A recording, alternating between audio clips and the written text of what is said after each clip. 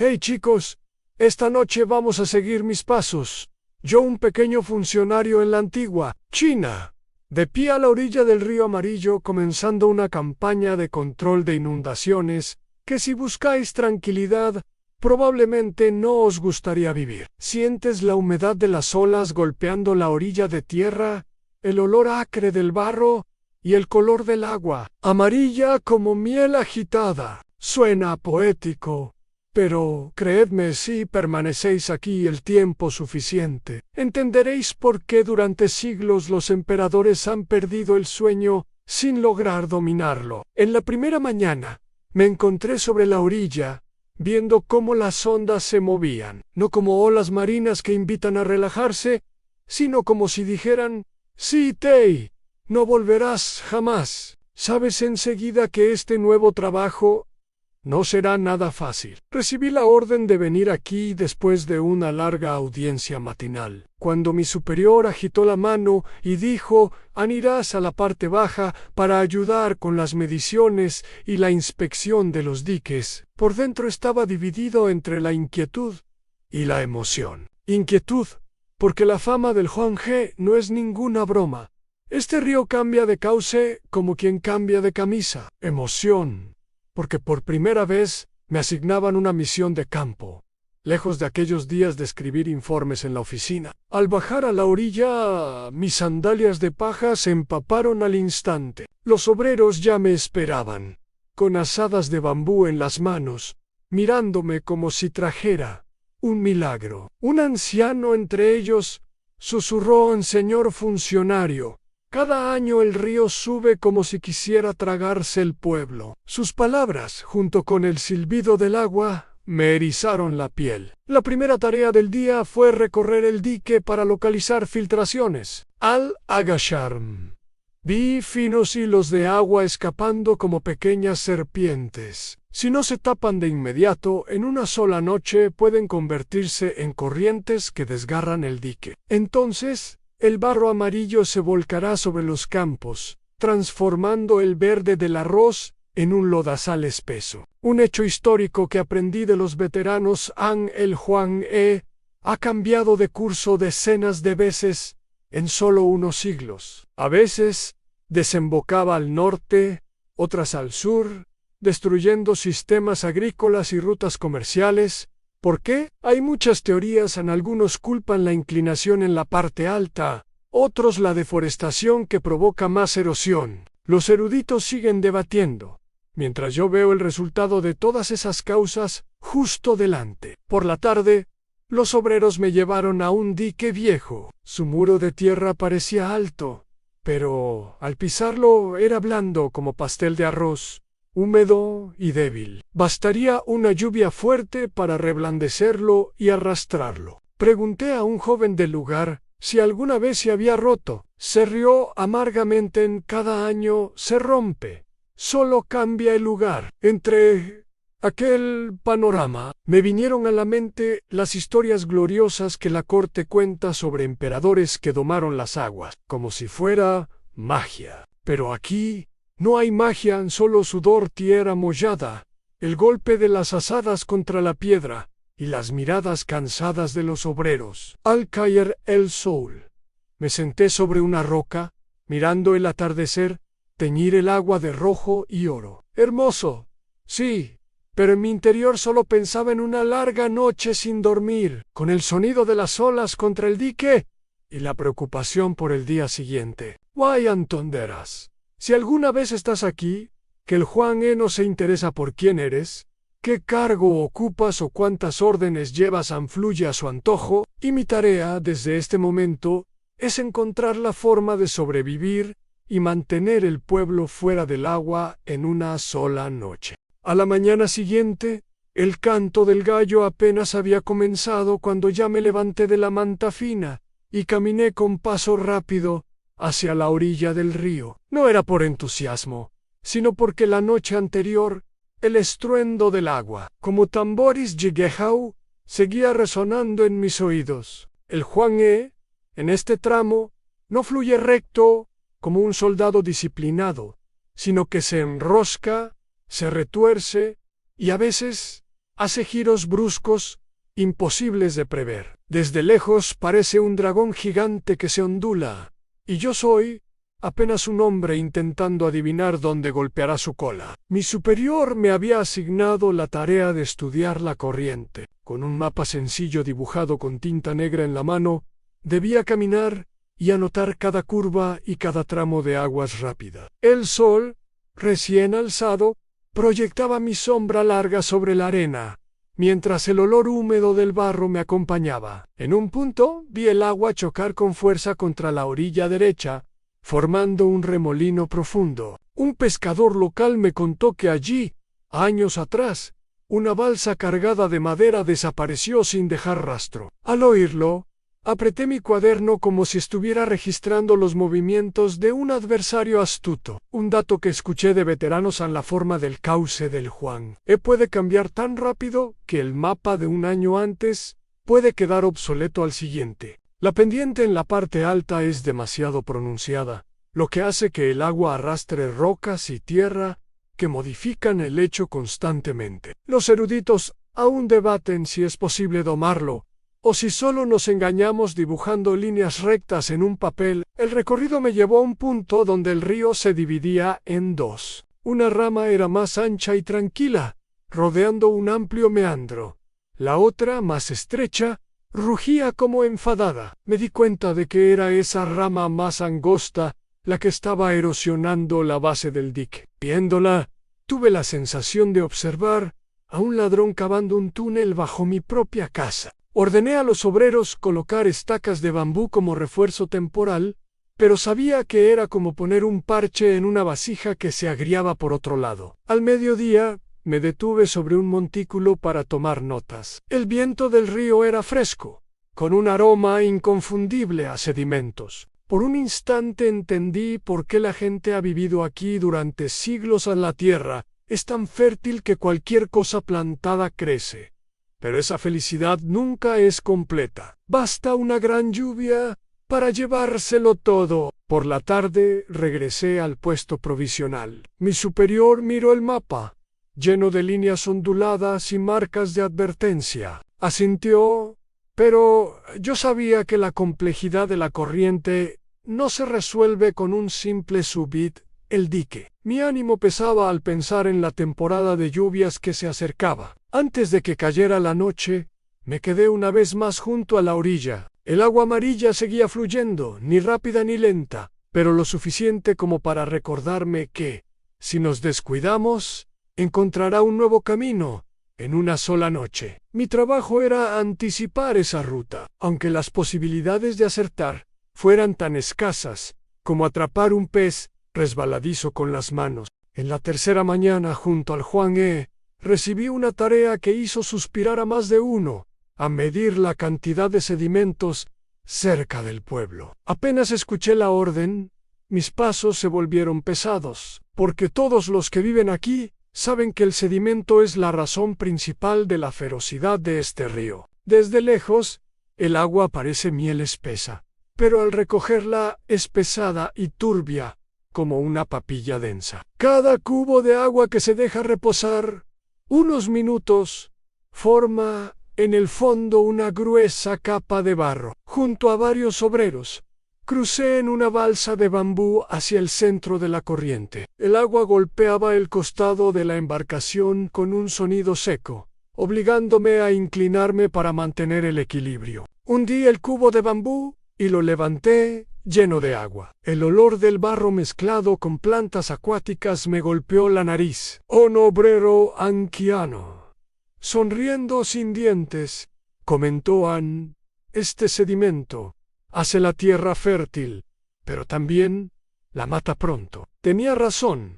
Cuando se deposita en los campos, el arroz crece con fuerza, pero si se acumula en el lecho, eleva el nivel del río por encima de las tierras, convirtiéndolo en un muro de agua suspendido sobre las cabezas de los aldeanos. Los registros históricos dicen que el Juan transporta más sedimentos que cualquier otro gran río del mundo. En una sola temporada de lluvias, el fondo puede elevarse más de un codo. Los eruditos siguen discutiendo las causas. Algunos culpan al suelo, lo es del Alto Valle. Fácil de arrastrar, otros señalan la tala de bosques y el cultivo excesivo. Para mí, da igual cuál sea la causa, el resultado es el mismo, el río cada año más alto y peligroso.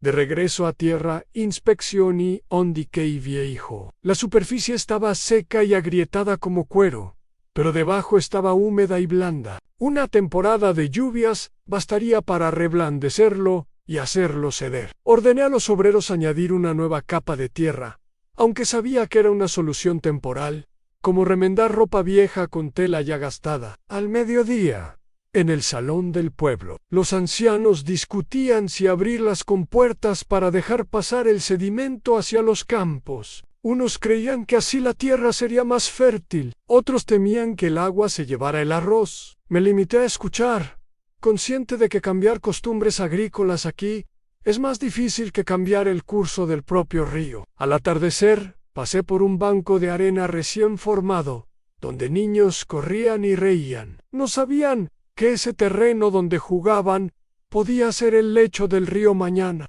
El Juan nunca promete mantenerse igual, y eso es lo que lo hace temible. Ya de noche me quedé junto al agua, observando cómo la corriente arrastraba ramas desde el alto valle. Cada grano de sedimento que se deslizaba era un recordatorio de los incontables intentos fallidos de controlarlo. Y yo, un pequeño funcionario, no era más que otro cronista en la larga historia de fracasos, esperando a que la próxima crecida golpee la puerta. El cuarto día me ordenaron inspeccionar el estado de refuerzo en un dique recién construido. Al pisar su lomo, lo primero que sentí fue la blandura del suelo bajo mis sandalias de paja, como si estuviera de pie sobre un pastel de arroz sin cocer. Esta obra se había terminado en la estación seca pasada, pero sabía que la verdadera prueba llegaría cuando las lluvias empezaran con fuerza. Las herramientas de los obreros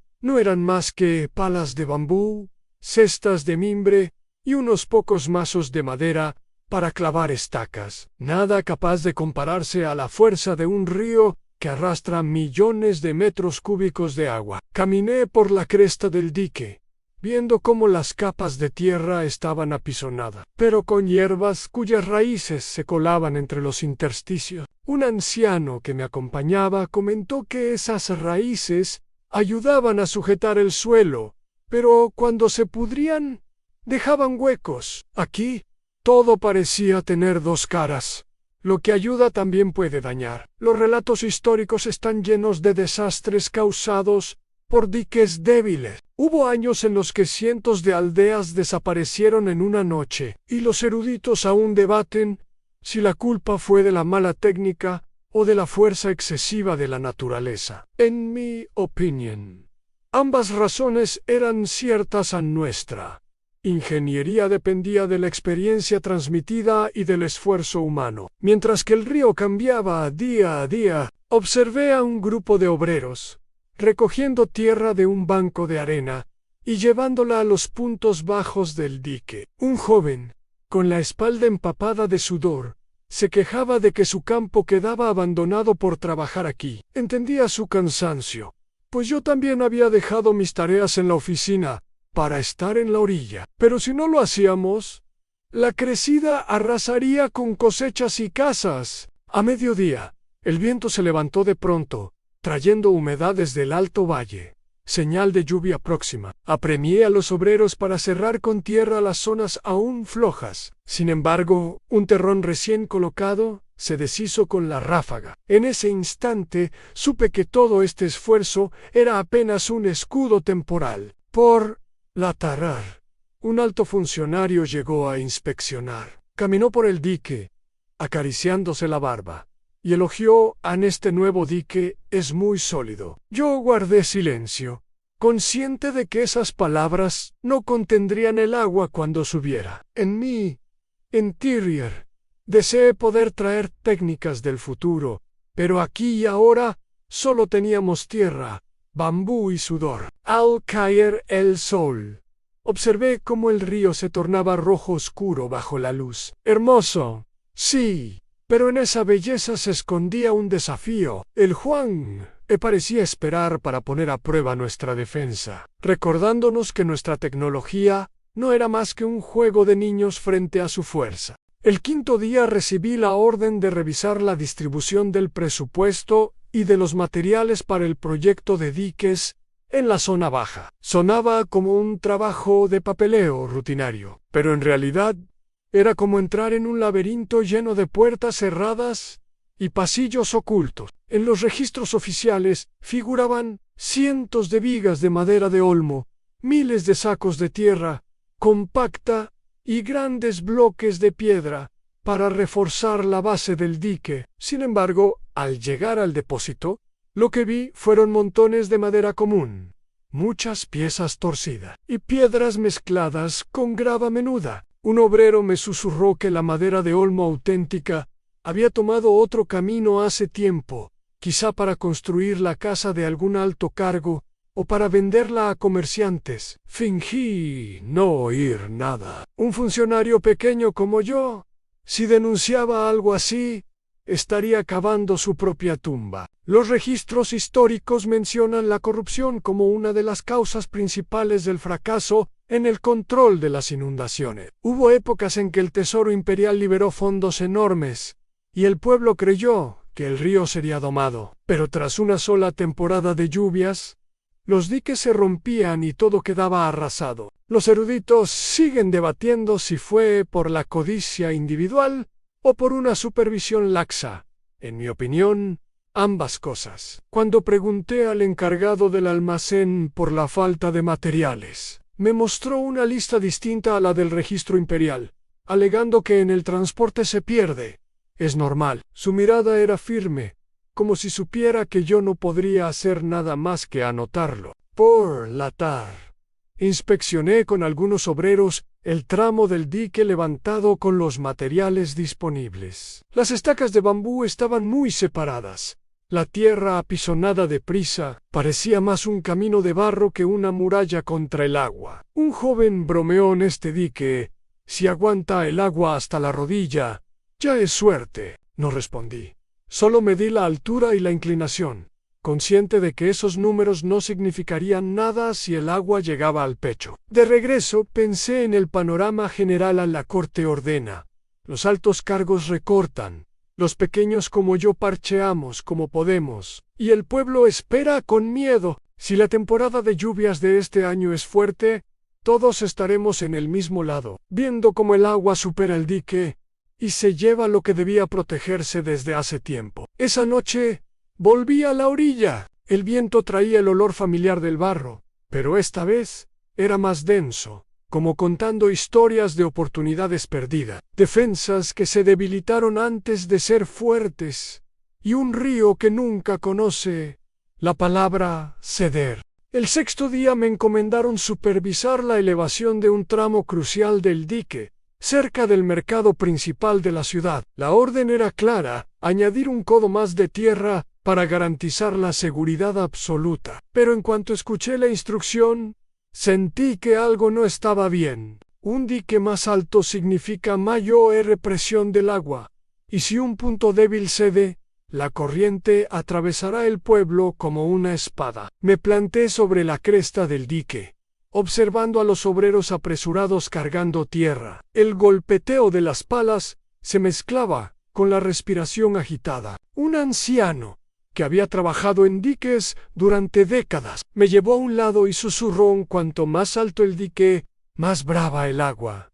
Si rompe, no habrá tiempo para huir. Sus palabras confirmaban mi temor. Los registros históricos cuentan tragedias en las que los diques se derrumbaron al superar la resistencia del terreno que los sostenía. Los eruditos aún discuten si es mejor un dique alto que contenga inundaciones frecuentes o uno más bajo, pero más sólido para reducir el riesgo en caso de rotura. Creo que ambos tienen valor, pero elegir mal el momento convierte la defensa en suicidio. Al mediodía inspeccioné el pie del dique. La tierra en la base era vieja, con filtraciones que habían creado huecos. Los obreros solo podían taparlos con tierra seca, pero sabía que en temporada de lluvias esos huecos serían traidores silenciosos. Lo know to do. Consciente de que si no lo informaba, me pesaría en la conciencia, y que si era demasiado franco, podría acusárseme de dañar la reputación del proyecto. Por la tarde, llegó un viento fuerte. La superficie del río se onduló, y las salpicaduras de agua y barro mancharon el dique. Cada ola me parecía una bofetada de prueba contra este muro recién elevado. De pronto, un trabajador gritó al ver filtraciones en un punto bajo. Todos corrieron a taponarlo. Trabajamos como apagando un incendio. Pero nuestro enemigo era un río que no conoce el cansancio. Esa noche, sentado solo en mi cuarto de bambú, escuché el golpeteo del agua contra la orilla. Sabía que si este dique cedía, nadie preguntaría por qué lo elevamos tanto solo. Querrían saber por qué no detuvimos el agua. Y, cuando ese momento llegara, todas las explicaciones se perderían tan rápido como el barro en la corriente del Juan. El séptimo día me enviaron río arriba para inspeccionar las presas improvisadas que los pueblos habían levantado por su cuenta.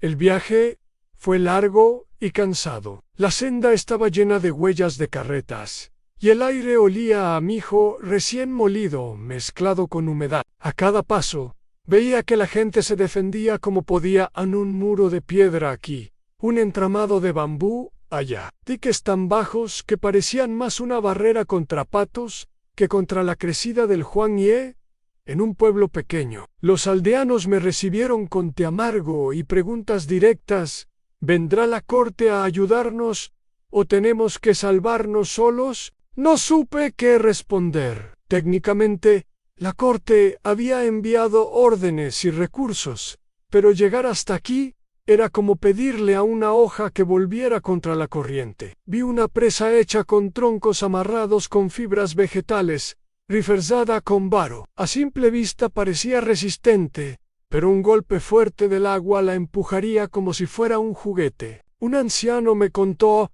que cada año, cuando las lluvias llegan, su familia empaqueta lo esencial y sube a las colinas, dejando las casas vacías para que el agua haga lo que quiera. Los eruditos aún debaten si es más sensato invertir en diques permanentes o aceptar que algunas tierras deben abandonarse temporalmente. Más arriba, otro pueblo había construido canales de desvío para reducir la presión sobre el cauce principal. El sistema era ingenioso, pero el agua desviada inundaba campos de arroz en otra zona, provocando tensiones entre aldeas. Esa es otra lucha que pocos mencionan. El control del agua no solo es contra la naturaleza, sino también entre los hombres. Al caer la tarde, el cielo se oscureció, y un trueno retumbó a lo lejos. Me despedí de los aldeanos, sabiendo que sus defensas no resistirían una gran crecida. Mientras descendía hacia la orilla, vi cómo el río, incluso en calma, parecía vigilarme con una fuerza contenida, como esperando su momento para probar que nuestras presas eran, en realidad, pequeños gestos frente a su vastedad. El octavo día recibí la tarea de inspeccionar las obras de dragado que se realizaban más cerca de la desembocadura del Juan En. El objetivo era sencillo en papel: profundizar el cauce para que el agua fluyera más rápido y redujera el riesgo de desbordamientos en la temporada de lluvias. En la práctica, era como pedirle a un niño que sacara toda la arena de una playa con una cuchara. El camino hacia la zona era un lodazal. Las ruedas de los carros se hundían y los bueyes resoplaban, dejando huellas profundas. Al llegar, vi a decenas de obreros hundidos hasta las rodillas en el barro, levantando paladas que volvían a llenarse de agua y sedimentos en cuestión de minutos. Cada pala era una pequeña victoria, pero también una batalla perdida contra la incesante corriente que devolvía el lodo al mismo lugar. Históricamente, el dragado se ha visto como una de las soluciones más antiguas y lógicas para controlar ríos cargados de sedimentos como el Juan.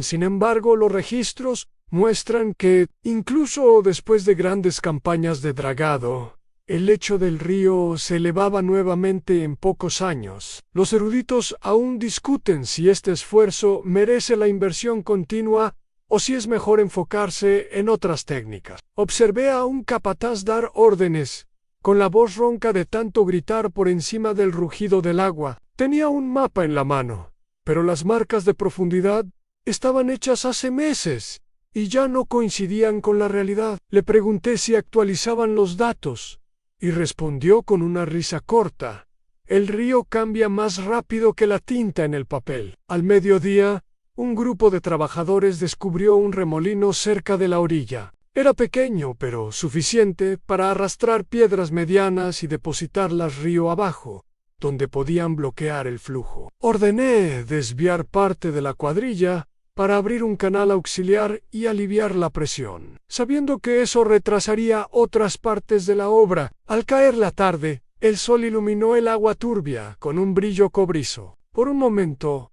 todo parecía tranquilo, pero en mi interior sentía que era solo un respiro antes de la siguiente embestida. El dragado, como tantas otras medidas, era una carrera que nunca se ganaba. Solo se prolongaba lo suficiente para sobrevivir otra estación. El 9º día me asignaron a acompañar a un grupo de ingenieros para evaluar un proyecto experimental en reforzar las orillas con mallas de bambú y piedra, una técnica que algunos afirmaban provenir de artesanos del sur. La idea era sencilla: en colocar estructuras trenzadas que sujetaran las piedras contra la orilla para evitar la erosión. Sobre el papel sonaba prometedor, pero yo ya había aprendido que el Juan rara vez respetaba los planes. Llegamos temprano, cuando la neblina aún cubría el río. Los obreros trabajaban inclinados, clavando estacas de bambú y llenando cestas con guijarros. El golpeteo constante creaba un ritmo seco que competía con el murmullo grave de la corriente. Un ingeniero joven me explicó que, si funcionaba, la malla permitiría que el agua fluyera sin arrancar grandes trozos de tierra. Yo asentí, aunque recordaba historias en las que soluciones similares habían sido barridas en una sola crecida. Históricamente, los intentos de estabilizar las orillas han fracasado más veces de las que han tenido éxito. Los eruditos aún discuten si es porque las técnicas no eran adecuadas o porque la magnitud de las crecidas superaba cualquier diseño posible con los materiales de la época. Al inspeccionar de cerca noté que las piedras usadas eran de tamaño irregular, algunas demasiado pequeñas para resistir la corriente fuerte. Pregunté por piedras más grandes, pero el capataz me dijo que el transporte desde la cantera era costoso y tardaba semanas. «Usamos lo que tenemos», añadió, encogiéndose de hombros. Al Meji al Tajji, un tramo recién terminado, fue puesto a prueba antes de tiempo. Una corriente lateral golpeó la orilla, haciendo vibrar las estacas. Parte de la malla cedió y las piedras se dispersaron, obligando a los obreros a correr con más material para rellenar. No hubo gritos de pánico, solo resignación. Sabían que así era este trabajo. Al caer el sol, mientras anotaba el estado de cada sección, pensé en cómo estas soluciones parciales eran como parches en una túnica vieja, podían cubrir un agujero, pero la tela seguía desgastándose. El río, paciente y constante, parecía esperar su momento para demostrarlo otra vez. El 10º día me enviaron a una reunión con otros funcionarios para discutir la estrategia de control del río antes de que empezara la temporada de lluvias. Era una sala amplia, con mesas bajas y rollos de mapas extendidos por todas partes. El aire estaba cargado del olor a tinta y a madera vieja. Todos hablaban a la vez, cada uno defendiendo su plan como si fuera la solución definitiva, aunque yo sabía que ninguno lo era. El jefe de obras hidráulicas propuso construir un dique adicional paralelo al principal, para contener el agua si el primero cedía. Otro funcionario más práctico dijo que eso solo multiplicaría el trabajo y el gasto, y que era mejor concentrarse en reforzar lo que ya teníamos. Un tercero sugirió excavar un canal de desvío, aunque eso significaría inundar aldeas cercanas de manera controlada. En los registros históricos, Las discusiones en la corte sobre el Huanghe son tan antiguas como el propio imperio. Los eruditos aún debaten si la falta de una política única fue la causa de tantos fracasos, o si simplemente no existía una solución capaz de domar por completo a este río. Yo me limité a tomar notas y a responder cuando me preguntaban por los informes de campo. Expliqué que algunos diques estaban en buen estado, pero que las filtraciones y la calidad irregular de los materiales seguían siendo problemas graves. Un anciano funcionario, con barba blanca y mirada cansada, me interrumpió un joven. Incluso si tuviéramos el mejor dique, el río siempre buscará un nuevo camino. Esa es su naturaleza. La reunión duró hasta bien entrada la tarde. Se decidió enviar cuadrillas adicionales a las zonas más críticas y preparar depósitos de tierra y bambú para reparaciones de emergencia. Al salir, sentí que la decisión era como apretar una venda en una herida profunda.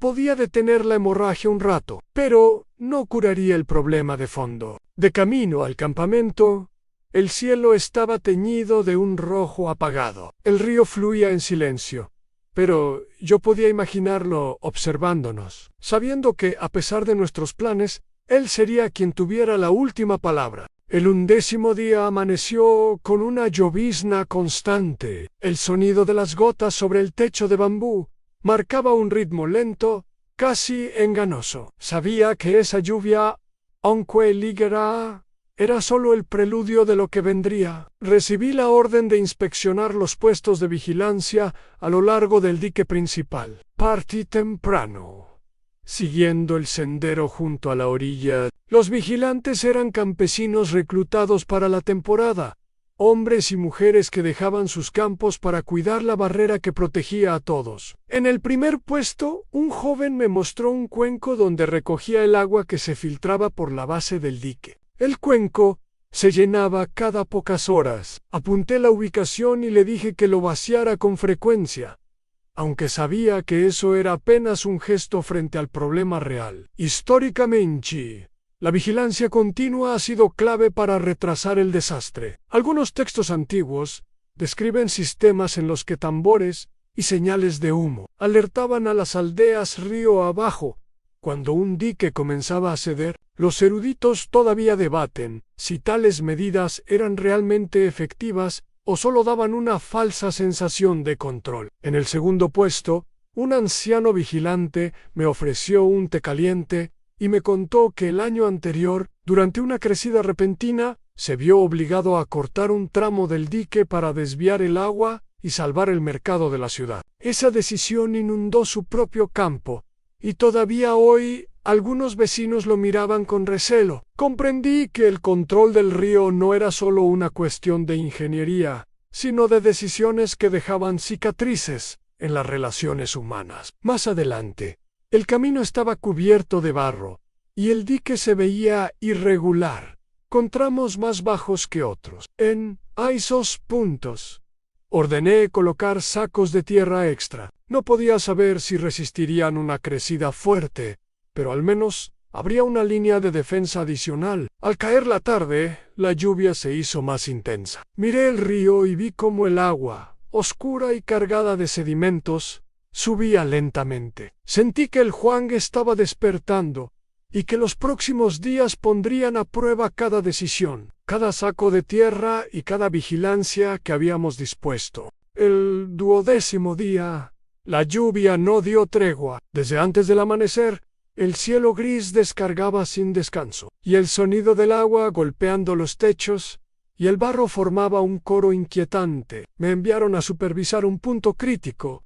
donde dos diques se encontraban en ángulo. Un lugar que, según los veteranos, era propenso a romperse cuando la presión del río aumentaba. Al llegar, el panorama me preocupó. El agua ya lamía la parte superior del dique y la corriente chocaba contra la unión como un martillo incesante. Los obreros trabajaban bajo la lluvia, con la ropa pegada al cuerpo y el barro hasta la cintura, cargando sacos y colocando estacas de refuerzo. El barro se deshacía bajo sus pies, y cada paso era una lucha contra el peso del agua. Históricamente, las uniones entre tramos de dique han sido puntos débiles. Los documentos de administraciones pasadas registran colapsos que empezaron justamente en esos ángulos, porque la fuerza del agua se concentra allí. Los eruditos aún discuten si la forma del dique debería ser más curva para disipar la presión, o si esa geometría era imposible con los recursos de la época. Me acerqué a un joven capataz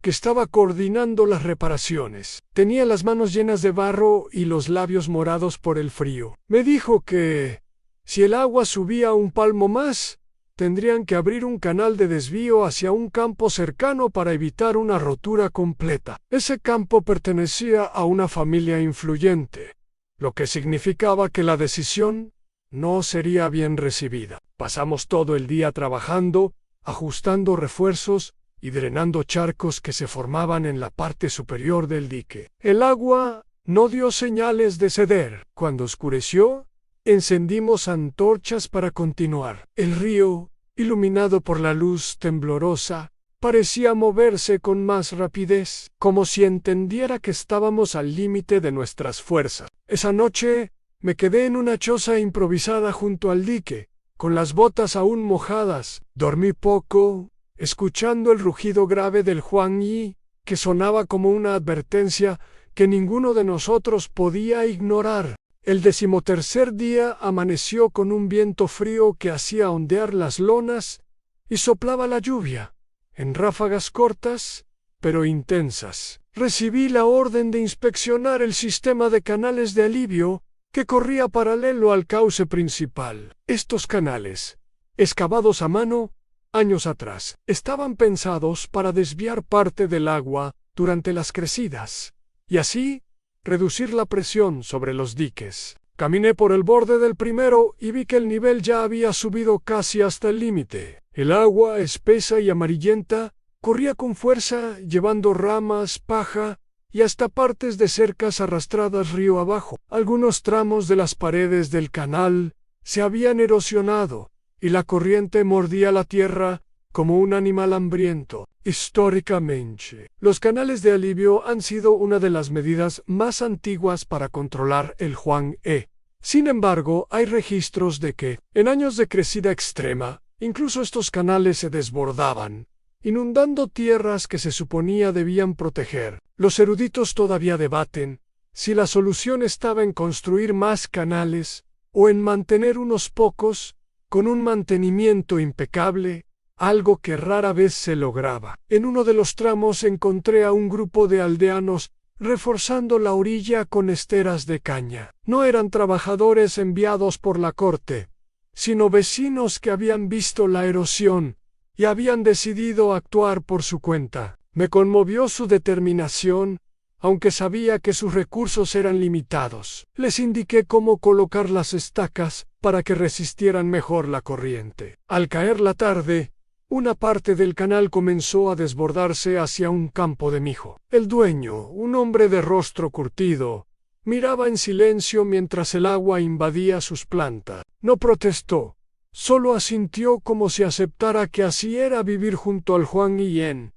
Unas veces te da vida, otras te la arrebata. Regresé al campamento con la ropa empapada y la sensación de que los canales Onqui Tiles eran apenas un respiro temporal en una lucha que nunca tendría un final definitivo. El 14º día, el cielo amaneció despejado por primera vez en casi una semana. El aire olía a tierra húmeda y a madera mojada, y por un momento, la calma engañosa me hizo pensar que el peligro había pasado. Sign embargo. Recibí un mensaje urgente.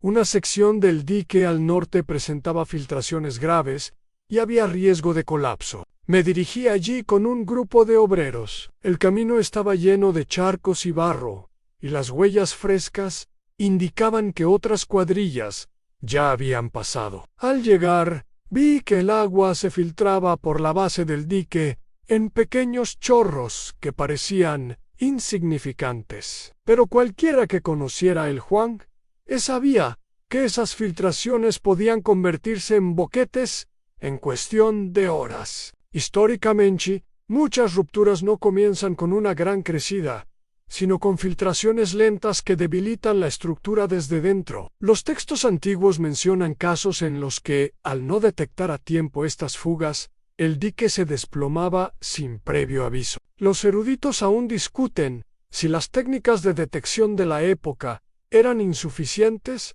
o si la imprevisibilidad del río era simplemente imposible de vencer. Ordené colocar barreras de arcilla y reforzar con sacos de tierra alrededor de los puntos más débiles. Mientras trabajábamos, un joven obrero me confesó que su familia vivía justo al otro lado del dique. Sus manos temblaban mientras cargaba sacos, y yo comprendí que, para muchos, esta tarea no era solo un deber, sino una cuestión de supervivencia directa. Pasamos todo el día reparando y vigilando. El sol se ocultó detrás de una nube baja y el aire volvió a oler a lluvia. Sabía que cualquier esfuerzo hecho ese día sería puesto a prueba muy pronto. Esa noche, mientras regresaba al campamento, el silencio del río me parecía más inquietante que su rugido habitual. Sentía que estaba acumulando fuerza, esperando el momento perfecto para recordarnos que, por más que lucháramos, nunca dejaríamos de ser invitados en su territorio. El 15º día comenzó con un amanecer de tonos dorados que se reflejaban en el agua. A simple vista, el Juan parecía tranquilo, pero la experiencia me decía que esa serenidad era una máscara. El cielo al oeste mostraba nubes oscuras que avanzaban despacio, presagio de nuevas lluvias. La orden era clara en coordinar a todas las cuadrillas para una última ronda de refuerzos antes de que llegara la tormenta. Recorrí el dique principal, deteniéndome en cada puesto para verificar el estado de las defensas. Algunos tramos lucían sólidos, con capas de arcilla bien compactadas y sacos firmemente alineados. Otros, en cambio, mostraban grietas finas, como venas que se expandían en el barro seco. Históricamente, el final de la temporada de lluvias ha sido el momento más traicionero. Muchos registros narran cómo, cuando todos pensaban que lo peor había pasado, una última crecida repentina destruía meses de trabajo. Los eruditos aún discuten si esto se debía a fenómenos climáticos cíclicos o a la acumulación de sedimentos que modificaba el cauce sin que nadie lo notara a tiempo. En una de las secciones más vulnerables, trabajé codo a codo con los obreros. La tierra estaba pesada y húmeda, y cada saco requería un esfuerzo conjunto para colocarlo bien. Un anciano, con la espalda encorvada por los años, me dijo mientras ajustaba una estaca en el río: no nos odia, pero tampoco nos pertenece. Solo decide cuándo podemos quedarnos. Al caer la tarde, el viento comenzó a soplar con fuerza, y las primeras gotas golpearon mi cara. Me quedé de pie sobre el dique, observando cómo el agua oscurecida por el lodo se agitaba. Sentía un peso en el pecho. Habíamos hecho todo lo posible, pero la decisión final no estaba en nuestras manos. La noche llegó despacio, con un cielo sin luna y el rumor constante del agua como telón de fondo. Me senté en una roca junto a la orilla, dejando que la humedad nocturna empapara mi ropa. A mi alrededor, el campamento estaba en silencio. Solo se escuchaba el crujir ocasional de la madera y el susurro lejano de los vigías cambiando de turno. Cerré los ojos y respiré hondo. El aire estaba cargado con el aroma del barro y de la hierba mojada. Podía sentir el pulso del río, un latido profundo que parecía provenir de las entrañas de la tierra. No era un enemigo ni un aliado, solo una fuerza antigua que seguía su curso, indiferente a nuestros esfuerzos. Pensé en todos los días pasados, en las manos encallecidas que cargaron sacos, en los pies que se hundieron en el barro, en las miradas silenciosas que aceptaban que vivir aquí era aceptar la incertidumbre. La lucha contra el Juan G no era para ganar, sino para resistir lo suficiente y seguir adelante otro año. La brisa nocturna se volvió más suave, y por un instante el agua pareció fluir con calma. Imaginé que, al menos por esa noche, el río nos concedía un respiro. Me recosté, sintiendo el frío de la piedra en la espalda y el sonido constante del cauce, acompañando mis pensamientos. Dejé que mi respiración se acompasara con el murmullo del agua. Poco a poco, los párpados se cerraron, y mi mente se llenó de imágenes de orillas verdes, campos florecidos y cielos claros. Quizá mañana llegara la tormenta, o quizá no. Por ahora, solo quedaba dejarse llevar por la paz momentánea y descansar.